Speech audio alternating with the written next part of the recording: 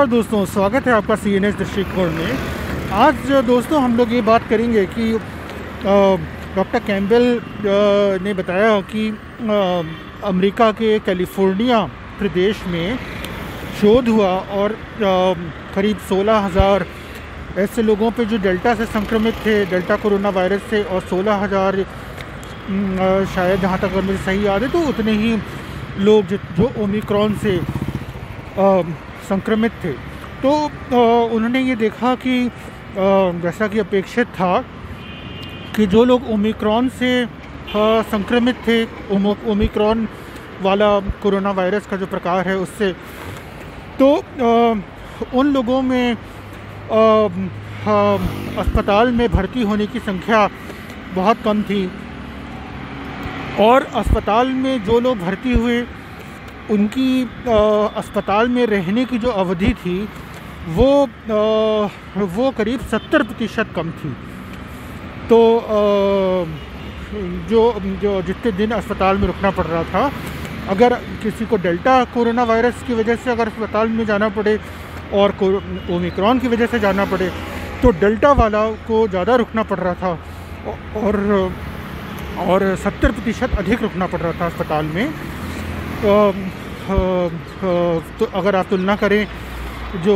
उन लोगों से जो ओमिक्रॉन से संक्रमित थे। उसके बाद दोस्तों मृत्यु दर भी, जाहिर की बात है कि मृत्यु दर भी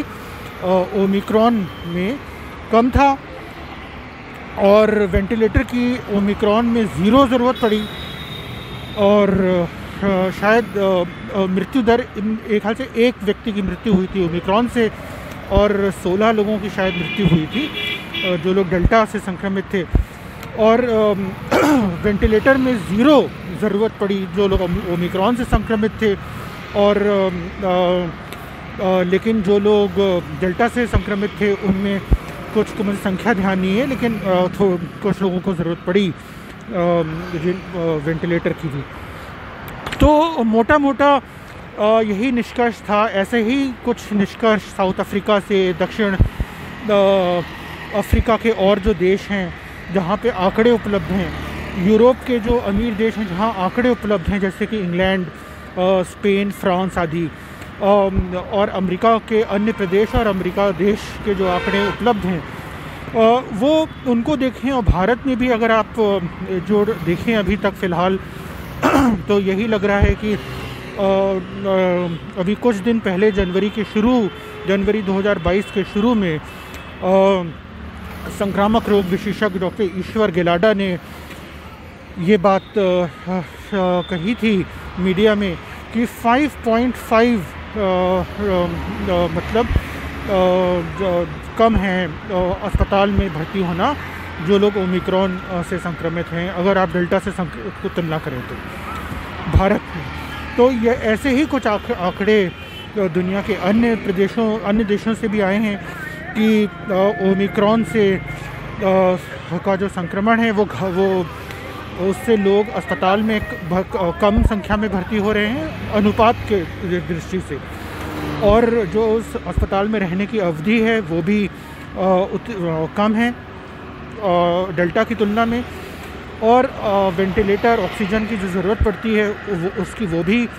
कम है डेल्टा की तुलना में, और मृत्यु दर भी कम है। लेकिन जैसा कि डॉक्टर टेड्रोस एधेनोम घेब्रेयेसस, जो वर्ल्ड हेल्थ ऑर्गेनाइजेशन,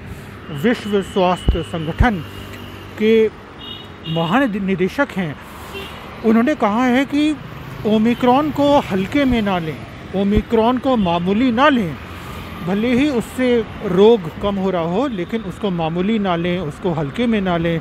क्योंकि उससे लोग अस्पताल में बहुत गंभीर हालत में भर्ती हो रहे हैं और मृत हो रहे हैं। तो उदाहरण के तौर पे भारत में भी कल का, अगर मुझे सही याद है, तो करीब 450 से ऊपर लोग मृत हुए हैं 24 घंटे में। ये बहुत बड़ी बात है, हर जीवन अनमोल है। उन परिवारों को सोचिए जो जहाँ से ये 450 लोग आए थे, उनकी त्रासदी भी देखें। तो इसको हल्के में ना लें, इसे मामूली मत समझें,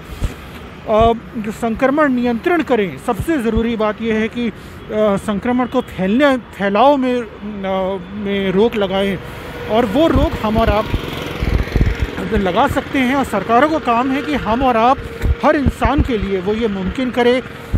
सामाजिक सुरक्षा से और बाकी सहयोग से कि हर इंसान स्वास्थ्यवर्धक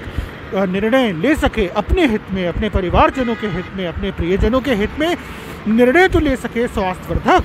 तो अगर आप उसके लिए मुमकिन करेंगे तभी तो वो ले पाएगा या ले पाएगी। तो आपको स्वास्थ्य सुरक्षा, सामाजिक सुरक्षा दोनों को मिला के देखना बहुत ज़रूरी है, और अमीरों के दृष्टिकोण से नहीं, सबसे ज़रूरतमंद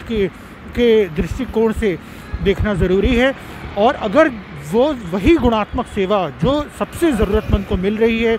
अगर वही गुणात्मक सेवा अमीरों को मिलेगी,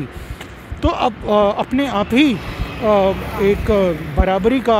और एक सामाजिक व्यवस्था की तरफ हम लोग बढ़ेंगे। तो इसी बात के साथ